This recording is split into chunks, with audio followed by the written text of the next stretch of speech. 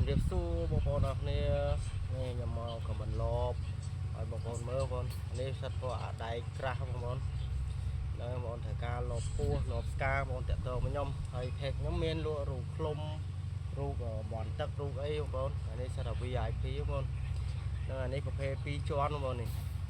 2ជាន់អានេះបងប្អូនដាក់កដោក៏បានបងដាក់កូនមន់ចូលនឹងក៏បានដែរហ្នឹងហើយតែធំបងប្អូនត្រូវការអាចតាក់ទងខ្ញុំបានអានេះប្រភេទកន្លះម៉ែត្របងប្អូនអានេះវាមានកន្លែងវាស្តុបនុយដែរ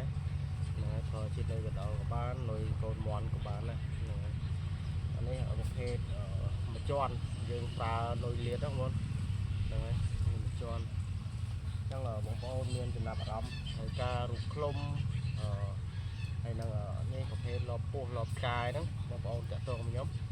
ហ្នឹងហើយខ្ញុំមានទទួលបោះដុំបងប្អូនបោះដុំនឹងលក់រាយហើយនេះកំពុងរៀបចំជូនភ្ញៀវហ្នឹងហើយភ្ញៀវដុំមួយដុំគាត់កំងទៅ50យកទៅលក់បន្តអញ្ចឹងបងហ្នឹងហើយអញ្ចឹងខ្ញុំរៀបចំជូនឲ្យគាត់ឥឡូវហ្នឹងហើយអរគុណបងប្អូនត្រូវការអាចតាក់ទងខ្ញុំបានអរគុណច្រើន